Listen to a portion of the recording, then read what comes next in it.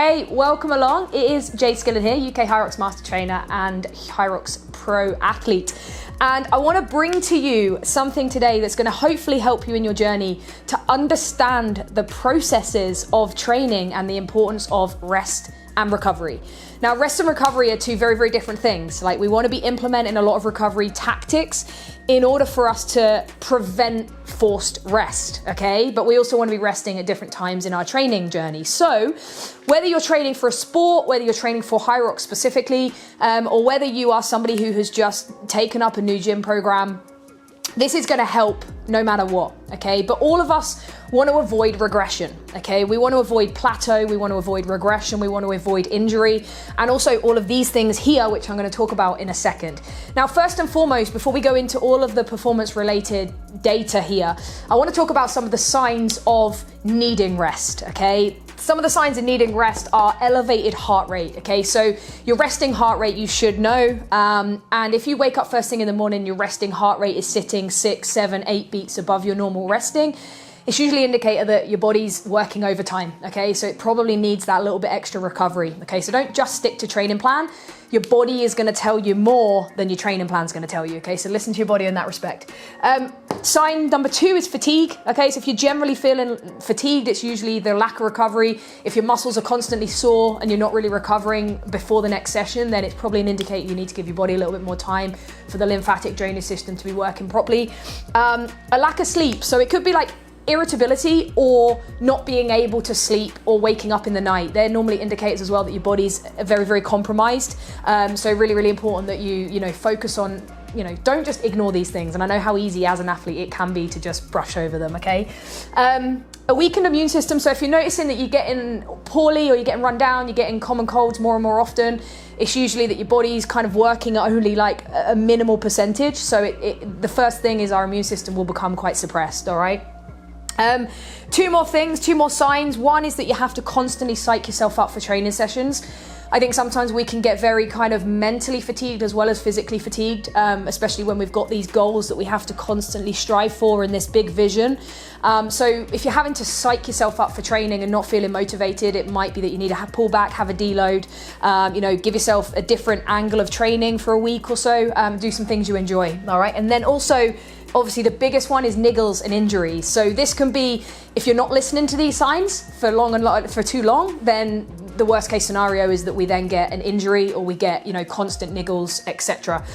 So these are kind of like signs and symptoms of, needing that rest period or needing to pull back and incorporate some more recovery.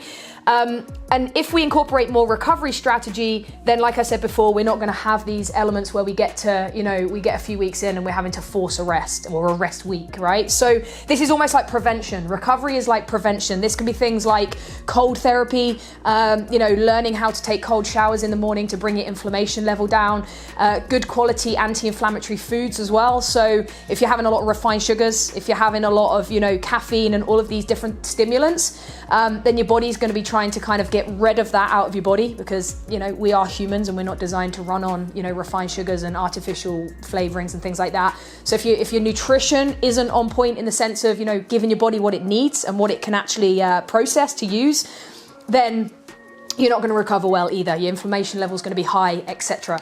And also recovery tactics such as, grounded meditation, taking 10 minutes out of your day to do a little bit of breath work to bring your body back into its parasympathetic state after a training session. That's a biggie as well. That's one thing that I never used to do. I literally used to finish up a training session, not even cool down, and literally just spin off into work or, a call with a client and just be on cloud 9 all day and in this like heightened state. So one piece of advice I'd give you is at the end of every session, just take 10 minutes to just switch the music off and just kind of bring your body back down to that parasympathetic state, feel your heart rate start to drop as well. So these are all kind of like, different recovery tactics that you can take that's going to prevent you from having to have any level of forced rest, okay?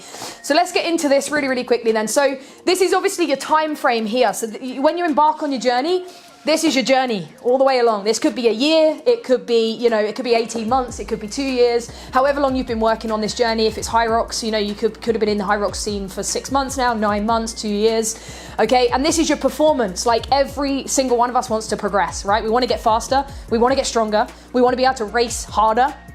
and also smarter. So we want to see an increase in performance, right? That's why we do it. That's why we show up, is because, we want to see ourselves, getting these better numbers and these better pieces of data really as we go along. All right. So what I want to sort of like describe and explain here is, as we start to kind of like peak. So this could be here. Let's say that one of my athletes has joined our training process. Okay. And they join at this point here. All right. And what's happening through that process is they're starting to incorporate progressive overload, which basically means that from week to week, their body's just being tested a little bit more, and they've got good recovery strategy. And, this could be maybe at like week 6, for example, they start to peak. Okay. So basically they're starting to increase their running volume. Let's say it's a running focus phase. So they're starting to get that a little bit quicker. They're starting to build pace. They're starting to build that bit more endurance. And then they get to this point here, and basically they start to plateau. All right, so they start to either feel fatigued, or they haven't took as much rest, and they haven't took a deload yet. So this could be 6 weeks, it could be 8 weeks, depending on what training cycle you're in and what you're working on the most. And obviously if you've got a coach helping you navigate that as well. And basically from this point here, what then tends to happen is, if we don't change the stimulus, or if we don't deload efficiently, then we start to plateau. Okay, so we might have a week or 2 weeks where we actually start to feel tired. We're having to psych ourselves up and starting to experience these things here. Now at this point, we then introduce a new stimulus. Okay, now listen, if you haven't recovered efficiently in this period here, that could look like maybe like a deload week. It could be that you change stimulus completely. So if you're a runner, you go and do a little bit of strength work, or you go do some yoga or something like that, and you don't take this time to listen to your body before changing stimulus.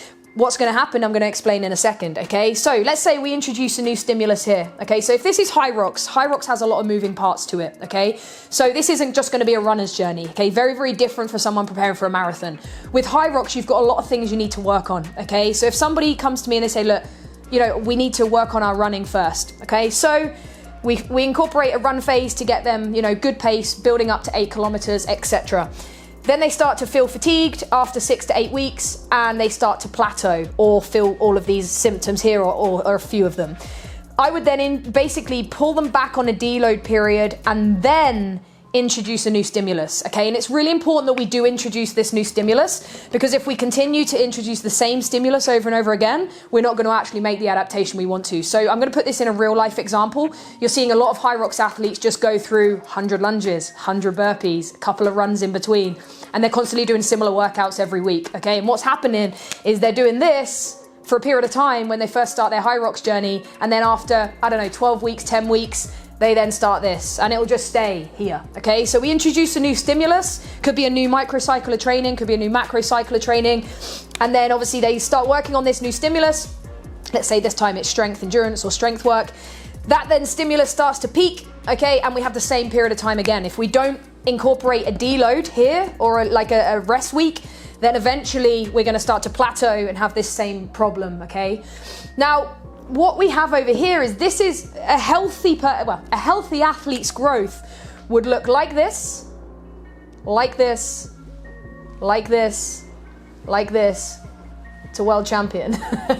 Okay, so this is what ideally we want. Okay, we want this kind of where we're noticing that stimulus isn't quite maybe working yet, or our coach has already recognized the time frame for the stimulus, then incorporate new stimulus and constantly building blocks, right? Okay. Now the problem comes is when we get here, we don't listen, we don't take enough deload, maybe we just continually keep overtraining or introducing new stimulus without recovery, and then we start to see what we call this peak tail off. Okay, so this might be where you then start to experience reversibility. Okay, so not only are you now plateauing, you're also finding that you're reversing. So you're losing strength, you're losing pace. And this is a place you don't want to be, because you're going to spin this cycle of burnout. And this is a place I've been twice in my athletic career, which is why I find it so important when I'm working with athletes to incorporate a good structure in training. Okay, this place here could potentially lead to burnout. Okay, this here would be burnout. This would be not actually physically being able to train. In my case, I actually experienced ME as well, which is like chronic fatigue syndrome. And it took me a long time to recover from this place. So if we start to obviously experience this reversibility, then this is like red signs and red flags that like you need to rest now, you need to recover now properly and efficiently. This could be at the end of a season.